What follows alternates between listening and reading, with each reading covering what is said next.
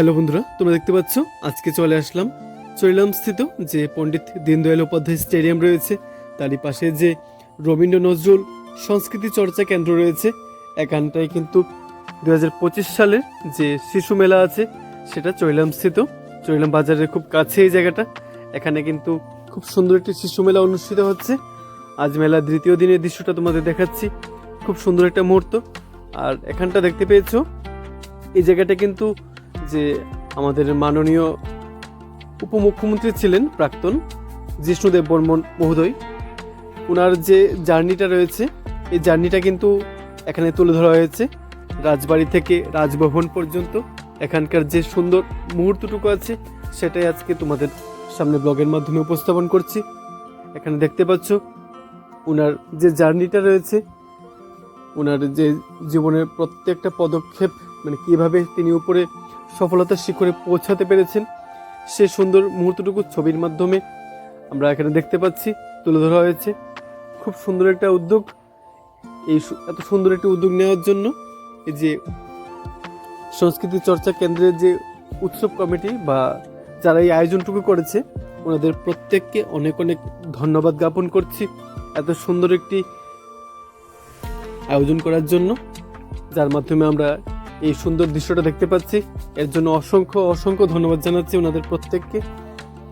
আর দেখতে পাচ্ছ এখানকার যে সুন্দর মুহূর্তটুকু আছে প্রত্যেকটা তোমাদের সঙ্গে শেয়ার করার চেষ্টা করছি।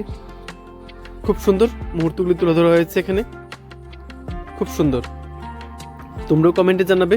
তোমরা যে দেখতে পাচ্ছ এই যে রাজবাড়ি থেকে যে রাজভবন পর্যন্ত যে এখানে একটা স্টলের মতো বসিয়েছে এবং এখানে তুলে ধরা হয়েছে বিভিন্ন মুহূর্তগুলি যে আমাদের ত্রিপুরা যে প্রাক্তন উপমুখ্যমন্ত্রী ছিলেন জিষ্ণুদেব বর্মন মহোদয় ওনার।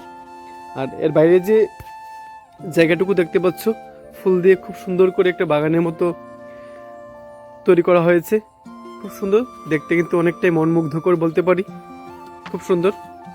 এবং চলো এখানটায় যে সাংস্কৃতিক যে বিভিন্ন অনুষ্ঠানগুলি হচ্ছে সে অনুষ্ঠানগুলি তোমাদের সামনে তুলে ধরি, সে দৃশ্যটুকু দেখাচ্ছি, সঙ্গে থাকবে। খুব সুন্দর। এবং এই উৎসব বা এই অনুষ্ঠানকে কেন্দ্র করে যে মানুষের আগমনটা সেটাও তোমাদের দেখাচ্ছি। অবশ্যই সেটাও কিন্তু চোখে পড়ার মতোই ছিল,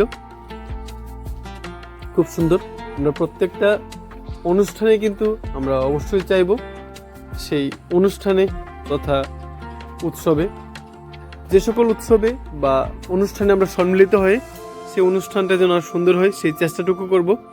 এখানকার যে স্থায়ী বাসিন্দারা রয়েছেন বা জনগণ রয়েছেন এবং দূর থেকেও কিন্তু অনেকে এসেছেন এখানে এই উৎসবটাকে বা এই অনুষ্ঠানটাকে দেখার জন্য। খুব সুন্দর একটা মুহূর্ত, তাই তো চলে আসলাম তোমাদের কাছে এই উৎসব তথা এই অনুষ্ঠানটাকে, বা উৎসব বললাম কেন, আমি প্রত্যেকটা ভিডিওতেও বলে থাকি উৎসব মুখর পরিবেশ কোনটায় বলি, কারণ যেখানে আমাদের মানুষের মেলবন্ধন সৃষ্টি হয় সেটা কিন্তু উৎসব মুখর এবং মেলার মতো পরিবেশের সৃষ্টি হয়। আর অবশ্যই এই যে দেখতে পাচ্ছ অনুষ্ঠানটা বা যে আয়োজনটা, এটা চৈলাম শিশু মেলা যে দৃশ্যগুলি আছে সেটা তোমাদের দেখাচ্ছি। যে ছোট বড় প্রত্যেক বয়সী মানুষ কিন্তু এখানে এসেছে এই অনুষ্ঠানটা দেখার জন্য। এবং এই অনুষ্ঠানে এখানকার যে স্থায়ী শিল্পীরা রয়েছেন এবং শিশুরা রয়েছেন এখানে পার্টিসিপেট করেছে, সেই সুন্দর মুহূর্তটুকু তোমাদের সঙ্গে শেয়ার করছি, সঙ্গে থাকবে, দেখতে থাকো।